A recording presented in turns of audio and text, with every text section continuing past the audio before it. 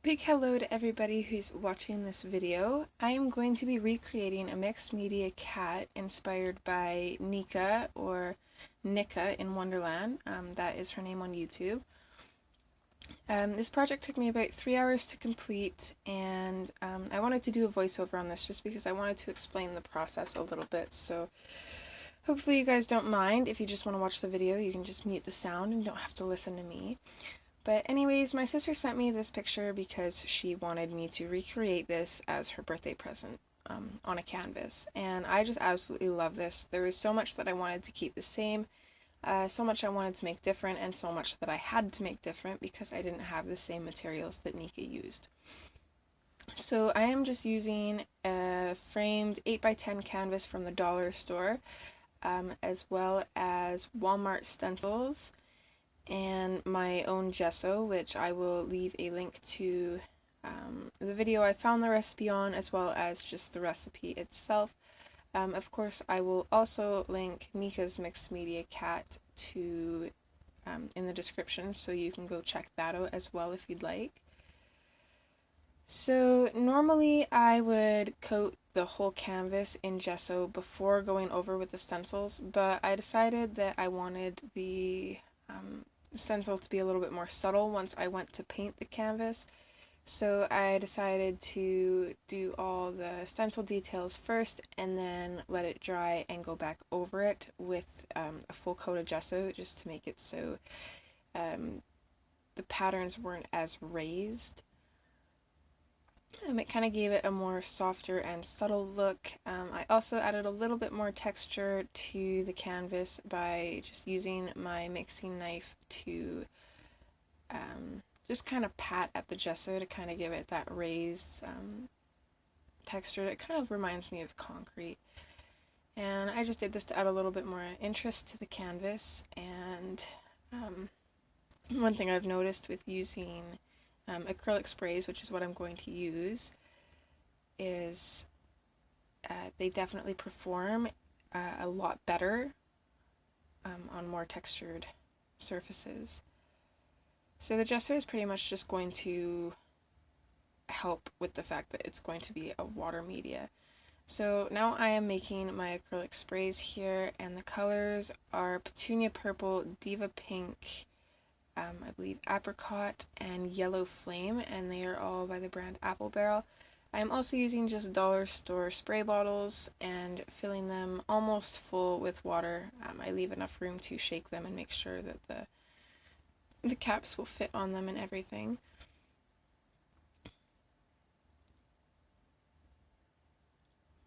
So now I'm just going in with my first layer, and as you can see, the colors don't show up too well because the paint is really watered down. And I actually prefer this because going in with layers like I am, it gives you a lot more control to how your picture is going to turn out. So I'm just spraying the canvas. Since mine is a framed canvas and I want the whole image to wrap around, I'm also doing the sides of the canvas, which of course with the paint not sitting on them did turn out to be a little bit more dull, but I actually really liked how it turned out.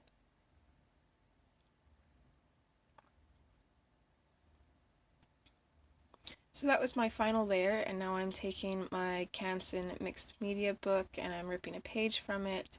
I wanted to paint the cat on a page and glue it to the canvas rather than paint the cat on the canvas, just because I wanted it to be a little bit more 3D. So I'm just drawing the cat out, and then I'll I'll paint her out and then cut her out. I should say paint her up and then cut her out. I've been trying to record this voiceover for probably a day or two now, and I've probably tried 3 or 4 times going through the whole video, only to find that my audio won't match up with the video for some reason. I don't know what it is. The recording app that I use on my phone, for some reason, just records time faster. So this video is like 20 minutes long, and I would record throughout the whole process of this video, and by the time I was done recording, I would have like 25 minutes of audio, and how that adds up, I'm really not sure. But finally, I found one that is actually keeping up with the time on my editing app, so hopefully this will work. So next I just cut out a square from the paper, and I was going to use this to create some 3D butterflies for the butterfly on the tail. And I decided that folding the paper in half and drawing out half of the butterfly and cutting it out and using it as a stencil to draw the second butterfly worked a lot better than just to try and draw the whole butterfly. And then I knew full well that both sides of the butterfly were exactly the same. So it was a little bit extra effort, but it's definitely worth it in the end. A lot of this was trial and error to see what would work and what wouldn't, and just kind of using my imagination. So next I am taking, what is that pink called? I think it's called Pink Energy, and it's from the neon lights in the Americana Deco Art paint, I think. And I just mixed that with some diamond sugar glitter and then painted the butterflies, and then went back over with the diamond sugar glitter as well as a pink and yellow glitter. Once that's done, I go back to cut out the cat now that it's pretty much dry.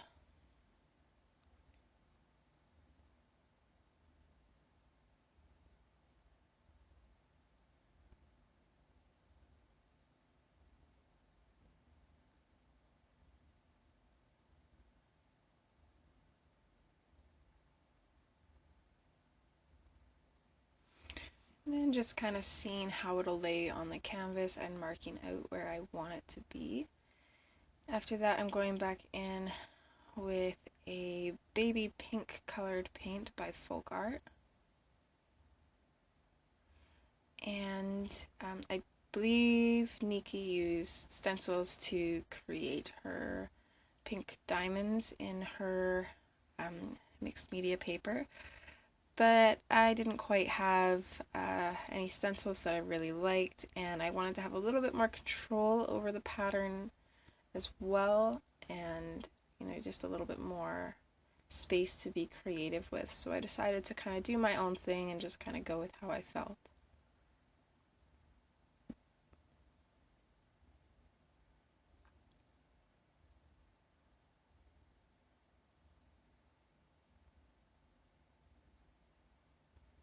So I just kind of did this in random places around the canvas, in the parts that had the diamond designs, and also the stencil that I used to kind of create that almost brick-like or stone-like texture.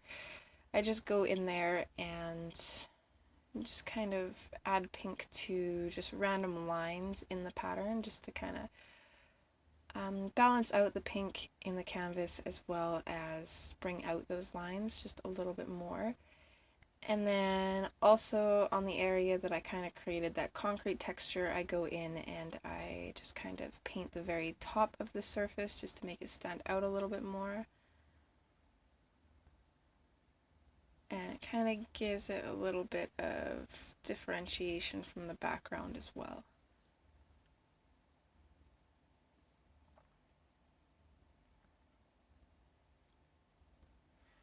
So another thing that Nika had on her canvas was she used stamps to create a pattern on the cat, and I didn't have any stamps, so I decided to use clear Elmer's glue and my leopard spot stencil to put the pattern on the cat, and then I just used glitter to stick to the glue and make it a little bit more noticeable.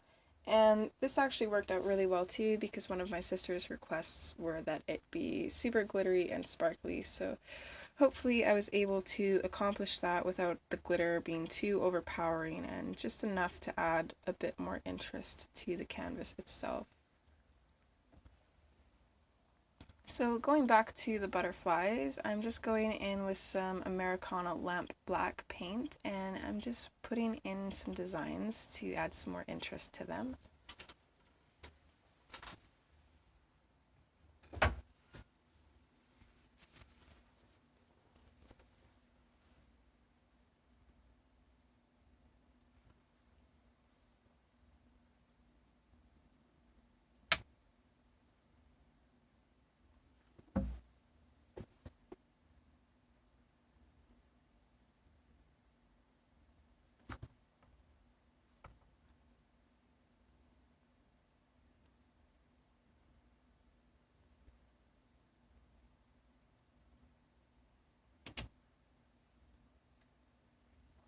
So after doing this, I go in with some Daler Rowney white acrylic paint just to give the butterflies some bright spots and to make them appear a little bit brighter and not so one-dimensional.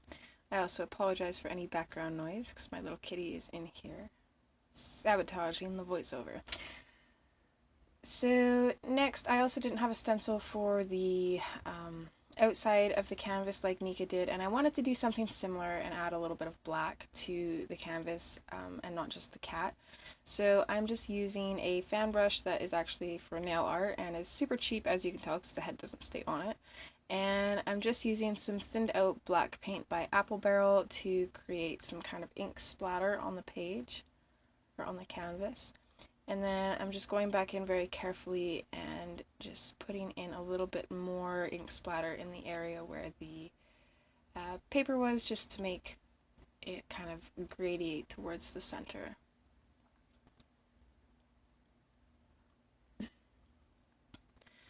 So this is the quote that my sister wanted on the canvas, and I just printed it off in a couple different fonts and different sizes. And I did decide to go with the fancier, larger text. And I wanted this to, I kind of wanted to make my own cards with this paper as the background for them, for the sayings to sit on that I could just glue to the canvas as well, because I wanted it to be quite 3D. And it was definitely a trial and error process. I start off kind of blindly and just flying by the seat of my pants before finally getting the hang of it and figuring out the easiest way to do it. And I probably could have saved myself a lot of time, but again, it's just a learning experience and making do with what you have. So I wanted to put the quote in 2 parts, so I wanted to make sure that they were equal, so I cut out the first part first and then used it to create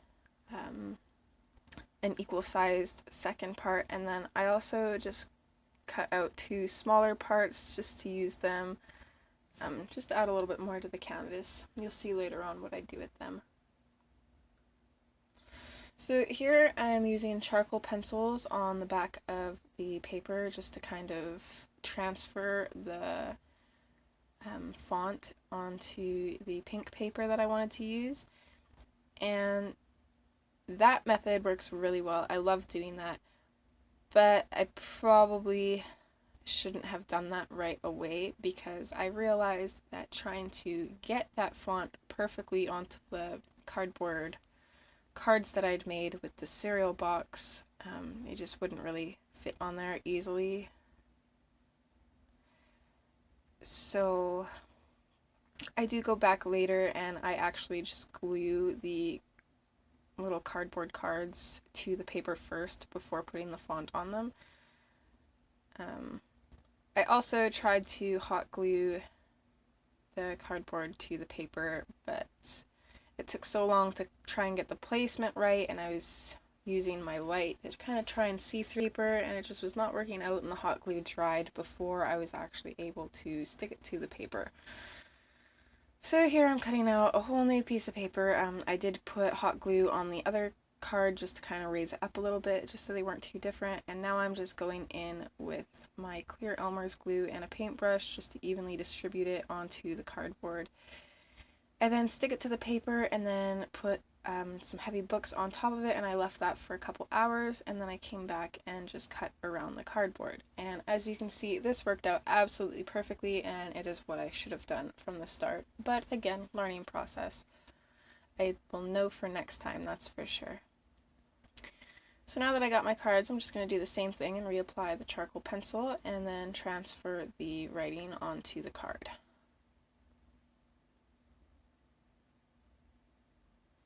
I do wish that I'd have had a thinner Sharpie for this, because the fine point was too fine, but the other part of the Sharpie was just a little bit too thick and it kind of spread through the paper. But thankfully, even though the font was a little bit thicker than I'd wanted, it's still legible, which is really all that matters. So after I do that, I just go back and erase the residue from the charcoal pencils, and then I'm going to go in with a little finger sponge and some Americana Lamp Ebony Black Craft paint again, and I'm just going to dip the sponge in the paint and then tap it off onto the palette just to kind of get rid of some of it, just because I don't want to put on too much. I'd rather build up the layers rather than have it a blocked kind of look, because I wanted that distressed feel. So next I took the canvas outside and sprayed it with some Mod Podge spray and sprinkled a bunch of glitter dust, sugar diamond glitter or whatever it's called, and then I didn't want to spray it again, but I wanted more of the glitter on the canvas, so I just sprayed it with hairspray and added some more glitter to it. So now I'm getting ready to put all of the different pieces on. So I'm using double-sided tape from the dollar store and a hot glue gun, and I'm just putting as much as I think I need on the cat. I decided to do the cat and the tail separately since the hot glue does dry so fast. And I did try to put a book on almost every time I used the hot glue, just to kind of make sure that everything was pressing onto the canvas to make sure it was glued down properly. I'm also using an orange wood stick to try and get rid of any excess glue that seeped out from under where I glued. And then I'm just going in with Americana Lamp Ebony Black paint again, and I'm just kind of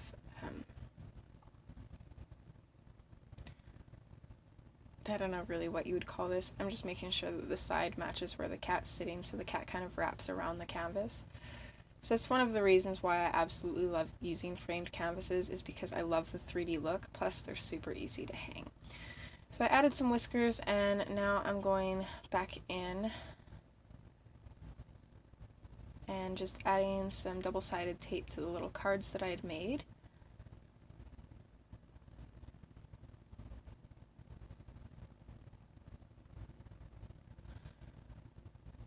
And then I glue my little butterflies together and fold the top one so his wings kind of stand up, and as you can see that makes him look super 3D. And then I figure out how I'm going to lay these cards down and have the quote.